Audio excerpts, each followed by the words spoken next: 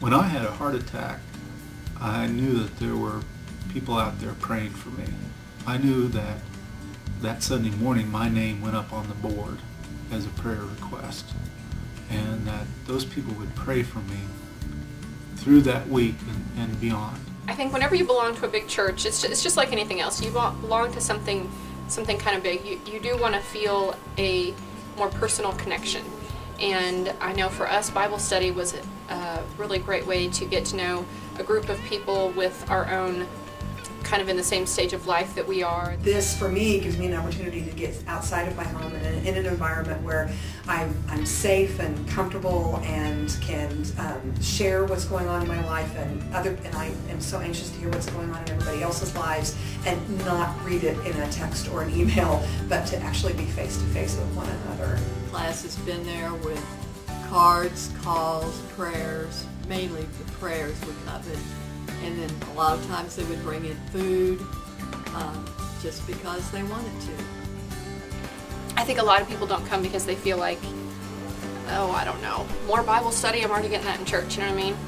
And I think they should understand that it's not just about that. Well, that's really good. It's also about the friendships you can put together with people that can last a lifetime, and then you've got the joy of learning about God with really wonderful friends all in one. So I almost need this hour of Bible study time and this relationship time more so than I need any other church time, because for me it's a one-on-one time to get my questions answered. You know, the worship service is wonderful, but it's not necessarily a situation where I can raise my hand and ask a question. Sometimes you need a chance to be able to actively participate and ask questions as you learn.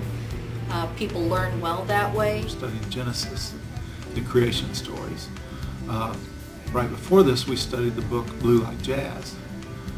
Right before that, we studied the book by Dietrich Bonhoeffer, The Cost of Discipleship. You get a little something different, a little something new, different people, different perspectives, different viewpoints every month.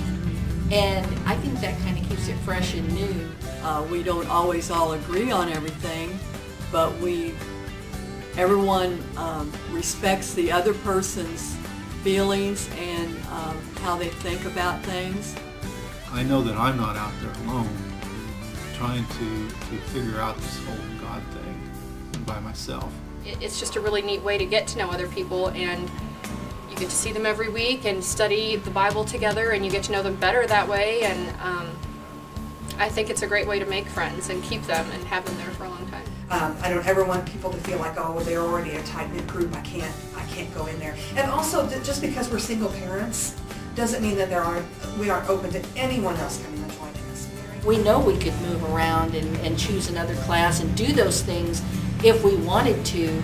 We were just really fortunate that the very first trip in the door, you know, we sort of found our niche. We found our church small group family and felt really comfortable. Our closest friends, not only in our class or in church, but they're our closest friends outside. We've met some of our very best friends in Bible study, and I think it's just a really neat way to, you know, make you feel like you're really, really part of a connected family. You have these people who miss you if you're not there every week, and you look forward to seeing them and catching up with them. We have the same challenges with our children, raising them, leaving home.